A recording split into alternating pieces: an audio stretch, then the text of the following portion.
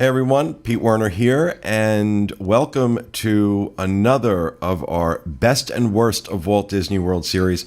Today we are going to talk about the best table service restaurants at the Walt Disney World resorts. We've already done worst, so we thought we would do the best. For this, I am joined by my associate producer, Mr. Oliver Green, who's back on the controls. Hello. Oliver didn't have a list of his worst because he's just all rainbows and pixie dust. Hey, I'm not that bad. I'm easily impressed. I think that's what it is. I've before obviously I came to work at the Diz. I'd experienced some table service locations, but I hadn't got a huge knowledge on them. And obviously these guys have been doing it for so long that they only take me to the best. So it was very, very easy for me to pick out my best. I really only go to the places I like, and there's nothing wrong because I'm with paying for it. So if it's my money, I'm gonna spend it in places I think the meal's gonna be good.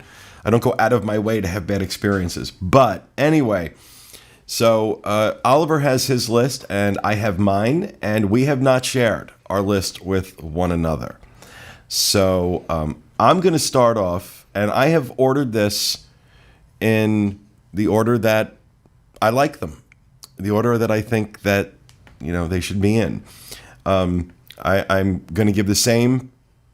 What's the word I'm looking for? Disclaimer that I did on the last one of these we did, which is these are our opinions based on our experiences, and you may differ, and neither one of us is wrong, and no one should make a decision to eat or not eat at a restaurant based on what we say. What you should do is use this as part of the information you gather in planning your trip. Listen to other people's trip reports, other people's opinions, and then make that decision for yourself. But we're going to throw our 2 cents into the mix, starting with what's number 5 on my list, which is the Yachtsman Steakhouse at the Yacht Club. This is a perennial favorite, and the reason that I rank it at number 5 is that I feel like it's still very good and still worth going to. Not as good, though, as it has been in years past. I feel that some of it has started to slip a little bit, not much. It's also extraordinarily expensive.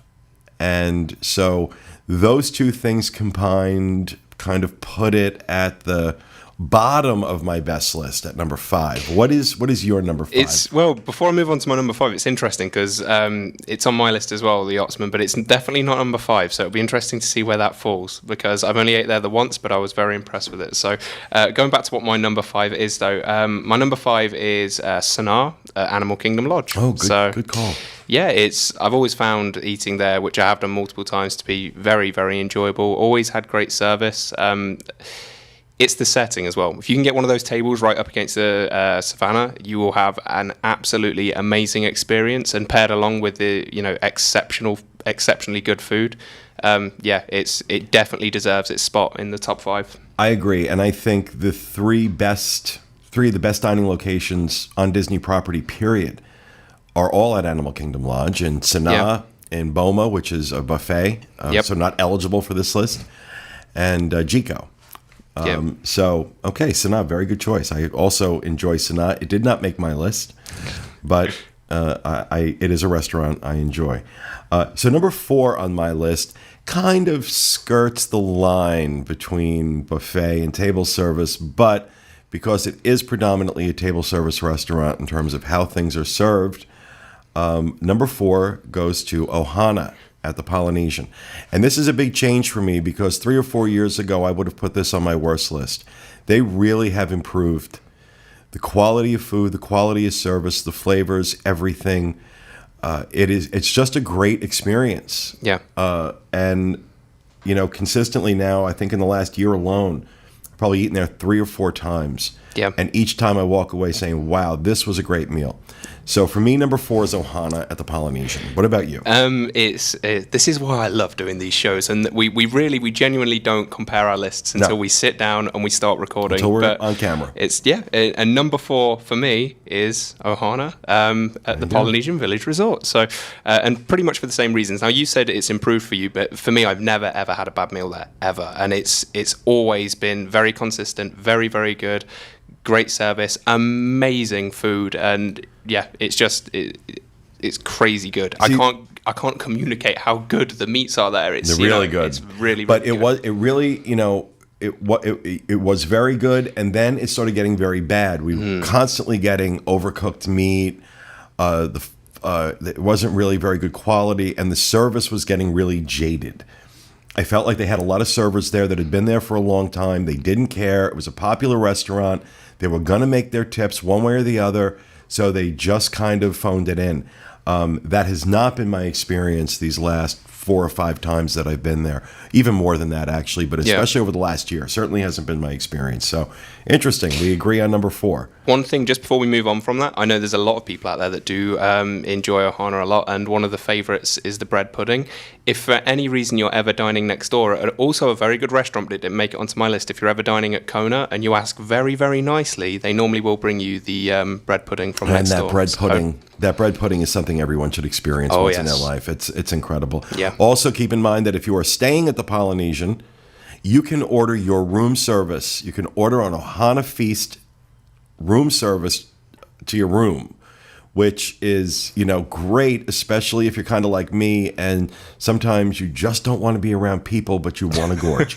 So if you're depressed and you're antisocial and you want to overindulge in food and cry, this is a great option when you're staying at the Poly. It is. We've done that before when we've been at the Polynesian. I can remember. And another good note about that, if you're going to go ahead and do this, one portion, so to speak, is going to feed 2 to 3 people. 2 to 3 people with big appetites. One of their feast portions is huge. Yep, absolutely. All right, number 3 on my list. Those who know me well, those who are good friends with me and that go out to eat with me a long time, may be surprised that I put this restaurant at number 3 because honestly, if I'm going to do something on property, if I'm going to take people out for a celebration or anything special, this is my go-to restaurant, yet it is at number 3, and I will explain why in a second. And that's Il Molino at the Walt Disney World Swan. Putting together, narrowing down to 5, my list of places I love to eat at Walt Disney World was really hard. It was a lot easier for me to come up with the 5 ones I didn't like. And the reason it's hard for me to come up with 5 that I do like is because the list really could be 15. There's a lot more good than there is bad. And that's good news for Walt Disney World. I think there's a lot more great restaurants than there are mediocre or downright bad. So for me, Il Molino, the pasta is made fresh every day. Pretty much everything you're served was purchased fresh that morning by the chef. It is an inspired menu. It is delicious. It is plentiful. The service is first rate. It's also very expensive. And what you find in these hotels that tend to cater to conventions. When you have business conventions, you have a lot of people who are on expense accounts, so the price can get jacked up a little bit. That being said, I still think Il Molino is an awesome choice for anybody wanting to celebrate something special. The original Il Molino is in New York City, very famous restaurant, but hands down best Italian food at Walt Disney World, arguably best Italian food in Orlando, and right there at the Walt Disney World Swan. If you want a really wonderful evening, great service, really comforting, delicious, freshly prepared Italian food, you cannot do better than Il Molino. I couldn't agree more. I've had a few experiences there, and I think all over property, you'll find good Italian food, really, really good Italian food, but this is by far the best. It's a whole nother level. Oh, definitely. Out of every time I've been there, I felt like the food was exceptional, but I also felt that the servers knew their menu inside out, like they know their stuff, and it really shows. So I can see why it deserves.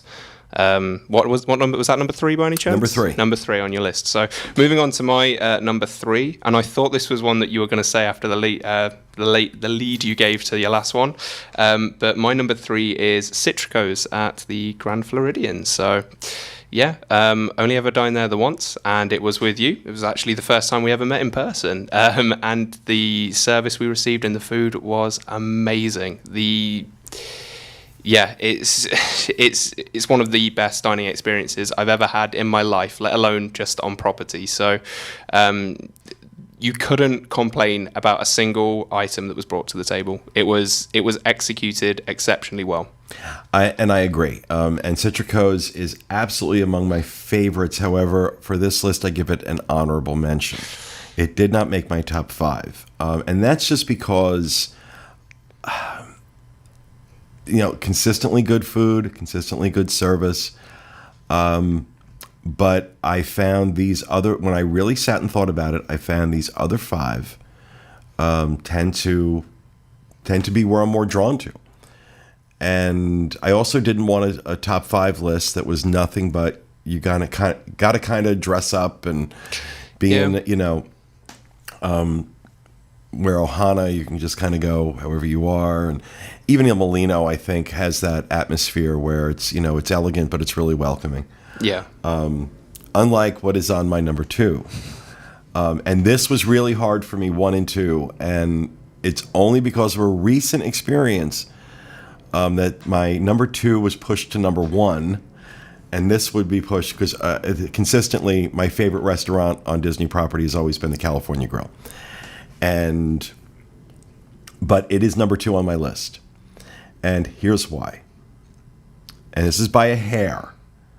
Consistently great service, consistently great food, amazing view of the Magic Kingdom, especially it's at the top of the Contemporary Resort, so it's right there at the Magic Kingdom.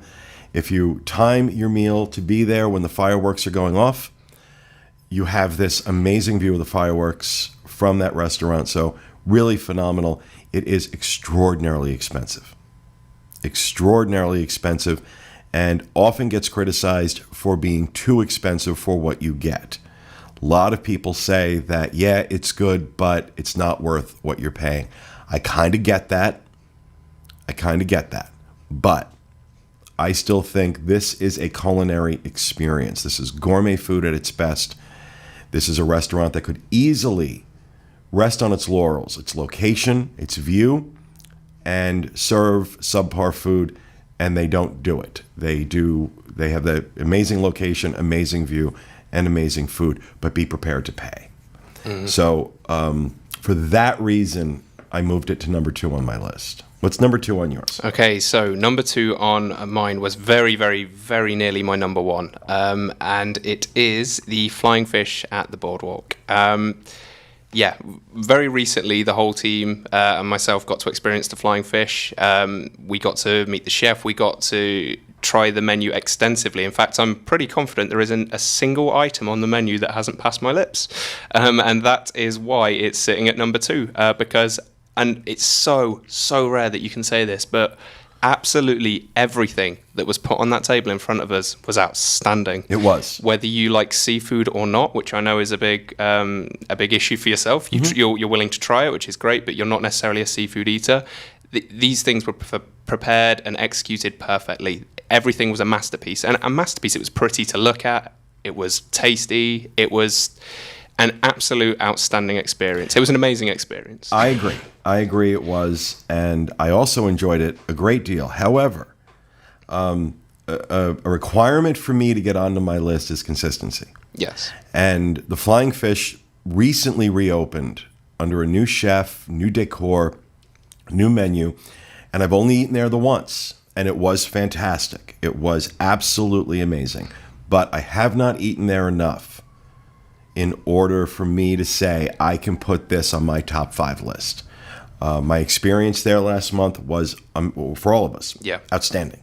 But I need to go back and I need to try it a few more times before I can, if I go and have 2 or 3 more meals there and I walk away feeling the same way, then absolutely this is going to be very high on my list. I completely agree. I've got a lot of confidence in that place. So after meeting Chef Tim Majoris, who is the head chef there, he's the passion that just comes across when you talk to that man is incredible. So I've got a lot of confidence in it maintaining its high standards, but it is going to be interesting to go back and yeah, and see what it's like. So let's hear your number one. okay, so for those of you that have been listening, you've probably been able to work it out, but my number one is the Yachtsman.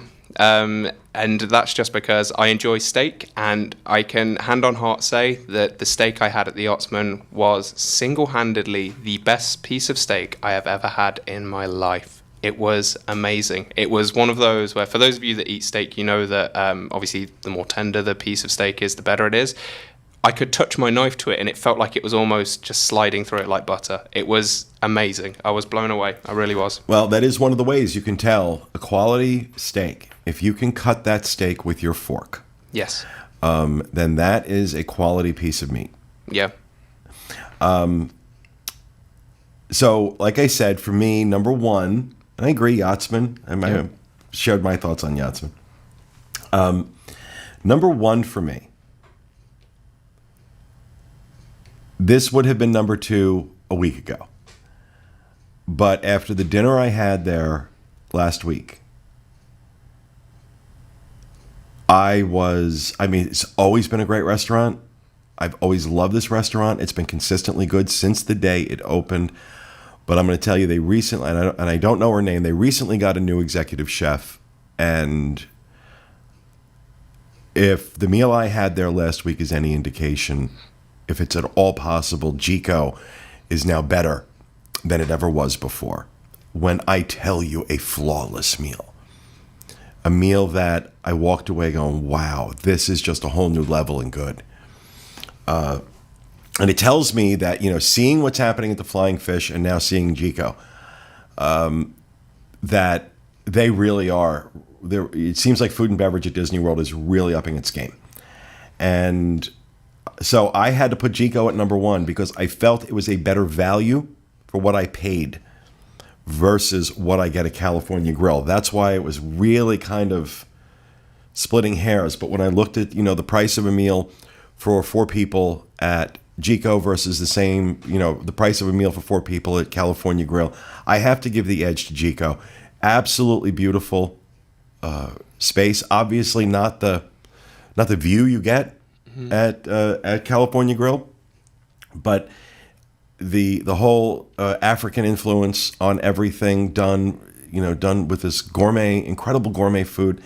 And if you are a fan of the old days when they had the filet mignon on the bed of homemade macaroni and cheese with the red wine reduction sauce, no longer on the menu, but they will make it for you if you ask. And that is consistently what I get.